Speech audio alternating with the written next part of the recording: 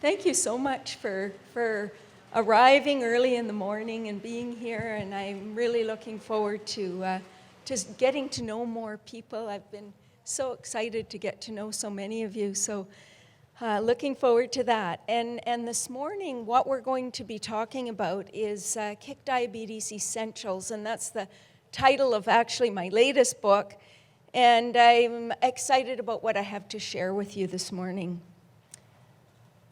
So a very brief outline. We're going to talk about, can diabetes be reversed? Then we're going to delve into our plant-based diets effective in preventing and treating type 2 diabetes. And I'll share some of what I learned working in the Marshall Islands. And then we'll talk about what makes plant-based diets so effective for treating type 2 diabetes. And then the practical piece. So this is a little longer piece, the essential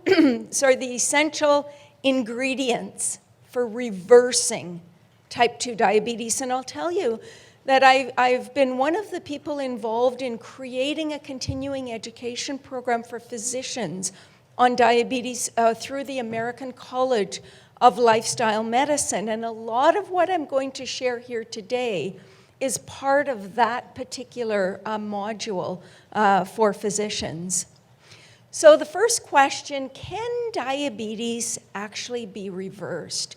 And the answer is yes. Type 2 diabetes can be reversed in most, but not all individuals. So you would say, well, I wonder if it can be reversed in my case. And I can tell you that for most people, it's reversible. For the only people for whom it's not are people that have basically completely destroyed their beta cells over many, many years. So they might be people who have had diabetes for 30 or 40 years and it's been very severe.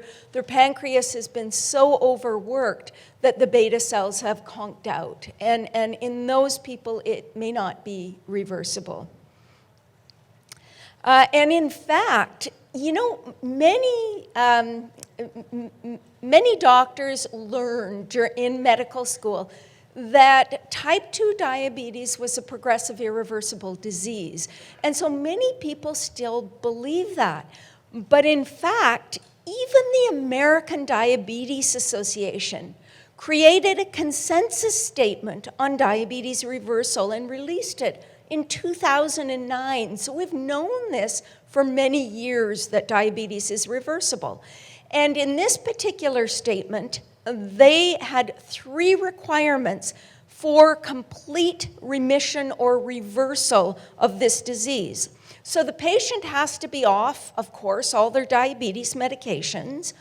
They have to have normal glycemic measures, like a normal A1C and a normal fasting glucose.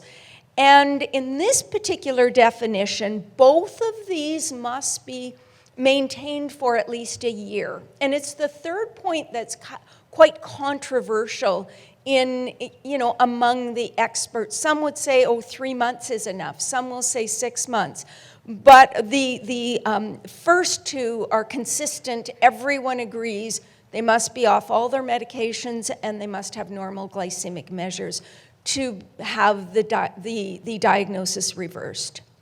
So what are the lines of evidence for diabetes reversal? Well, believe it or not, one of the first lines of evidence was reversal in patients who had undergone bariatric surgery.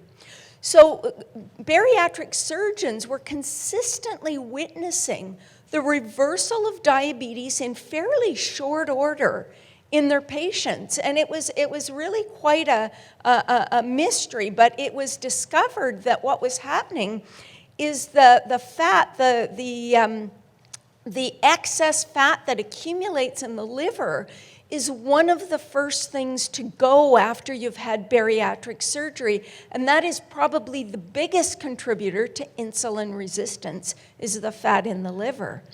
And then the same people that did the bariatric surgery, at least some of the same groups, like Roy Taylor's group, did the same type of thing, but using a very low-calorie diet instead of bariatric surgery to see if just diet alone would work. So they used a diet that was about 600 to 800 calories, and lo and behold, the disease reversed. Then the third line of evidence is patients who adopt a healthy lifestyle and get back to a healthy body weight. And most often, this is done using a whole food, plant-based diet. So let's talk a little bit more about the plant-based diet. So our plant-based diet's effective in preventing type 2 diabetes. Well, we have a few studies that have looked at this, and this is the Adventist Health Study. This is the Adventist Health Study 2, and I actually have a little laser pointer now, but you can see here that non-vegetarians, it's a 7.6% of them have type 2 had type 2 diabetes in this particular cohort. Now, what's really interesting here is that these folks are all health-conscious individuals. They exercise the same amount, they drink the same amount of alcohol, smoke the same amount, so they're conscious about their diets. They eat fairly, high levels of fruits and vegetables compared to the general population, and they die at about half the rate of the general population. So 7.6%, this is what I wanted to show you here. In the general population, 12 to 14% of Americans have diabetes. And this is the real shocker. 37 to 38% have prediabetes. And this is, of course, adults, which means 49 to 52% of American adults have either type 2 diabetes or prediabetes. It is absolutely shocking. And it's scary because diabetes often leads to heart disease and amputations and diabetes and so on, and blindness and kidney failure and so forth.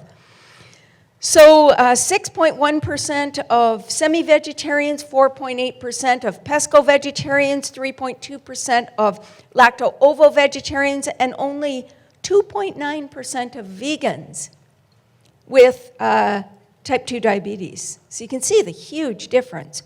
So then they followed the people that didn't have diabetes to see who would develop diabetes. And compared to non-vegetarians, lacto-ovo-vegetarians had 38% lower risk, and vegans had 62% lower risk of developing the disease. Now, this study I discovered this morning. I was absolutely stunned that I hadn't seen it before.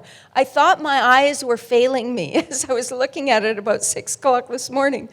And Epic Oxford, I've been waiting for years for Epic Oxford to release findings about diabetes.